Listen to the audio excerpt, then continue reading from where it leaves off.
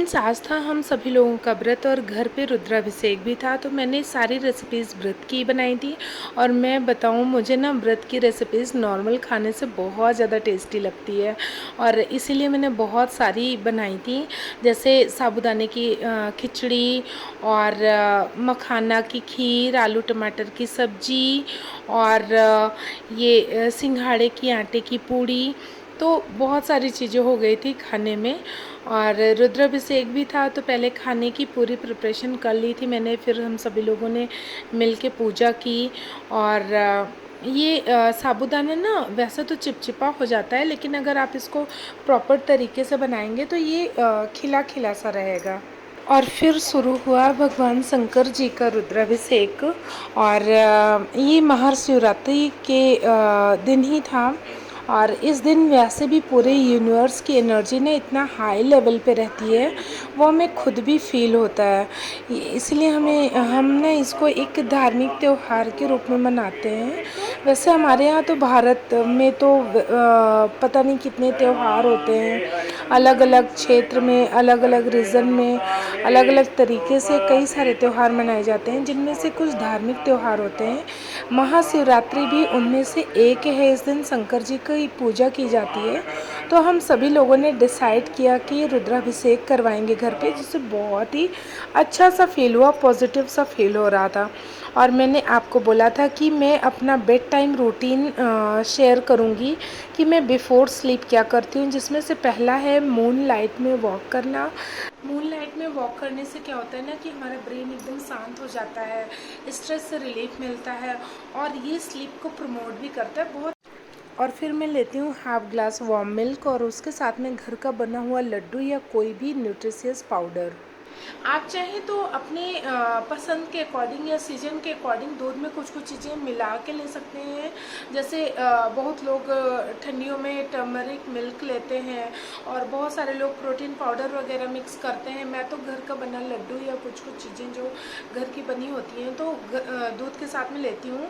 इससे हमारी बॉडी को स्ट्रेंथ भी मिलती है और ये गर्म दूध ना हमारी बॉडी को एकदम रिलैक्स कर देता है और स्लीप को प्रमोट करने का काम करता है।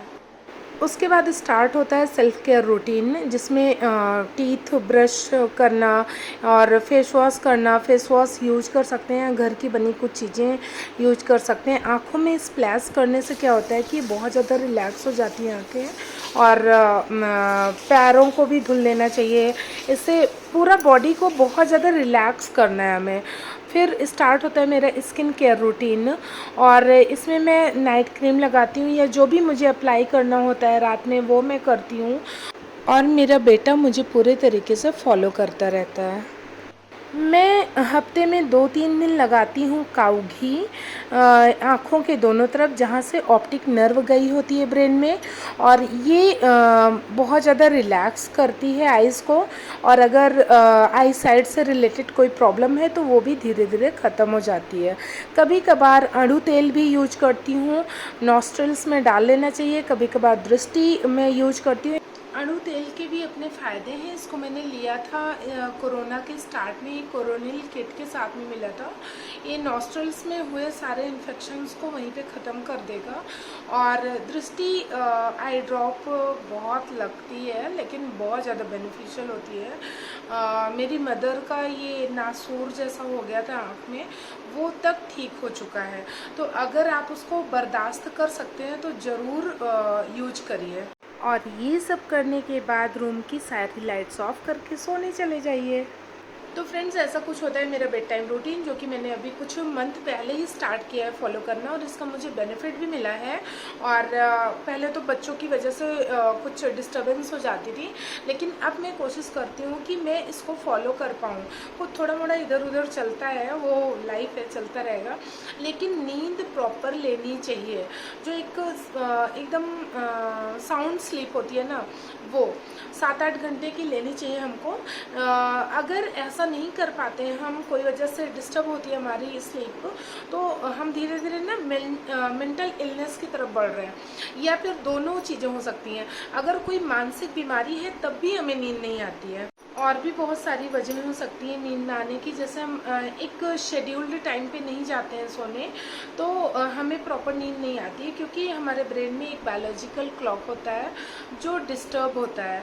और दूसरी चीज़ है, बेडरूम को ना सिर्फ सोने के लिए ही यूज करिए, पढ़ाई या सब्जी काटने या और कोई चीज़ के लिए नहीं। और भी वजह हैं जैसे डिप्रेशन या फिर कोई इमोशनल स्ट्रेस हो सकता है। ये 1-2 दिन तो चलो ठीक है, मंथ में 1-2 दिन डिस्टर्ब हो गया, कोई बात नहीं, लेकिन अगर ये कंटिन्यूअस हो रहा है ना, तो ये बहुत ज़्यादा हार्मफुल है।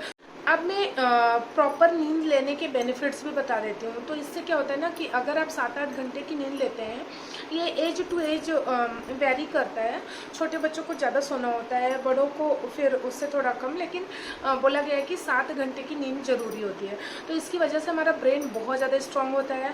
और मैंने अपने पिछले वीडियोज़ में भी बताया है कि जब हम सोते हैं ना, तो हमारी बॉडी में रिपेयर मैकेनिज़्म बहुत अच्छे से काम करती है, बशर्ते हम सोते टाइम हैवी खाना खा के ना सोएं। क्योंकि हैवी खाने पे बॉडी हमारी उस खाने को डाइजेस्ट करने में ही लगी रहेगी 7-8 घंटे तक, और उससे इम्यूनिटी हमारी स्ट्रांग होती है। जब आप एक अच्छी स्लीप लेके नेक्स्ट डे उठते हैं ना, तो बहुत ज़्यादा एनर्जी भी फील होती है और मेमोरी पावर भी बढ़ता है ब्रेन का। तो बहुत ज़्यादा बेनिफिट्स हैं। फ्रेंड्स, आई थिंक मैंने सारी चीज़ें बताई इस वीडियो में स्लीपिंग पैटर्न से रिलेटेड। तो ऐसे ही कुछ सेल्फ इम्प्रूवमेंट या सेल्फ केयर से रिलेटेड वीडियो में फिर से मिलते हैं। और इसके लिए आपको करना क्या है, आपको मेरे चैनल को सब्सक्राइब करके रखना है और बेल आइकॉन को प्रेस कर देना है, ताकि नोटिफिकेशन मिलती रहे। तब तक के लिए बाय बाय, टेक केयर।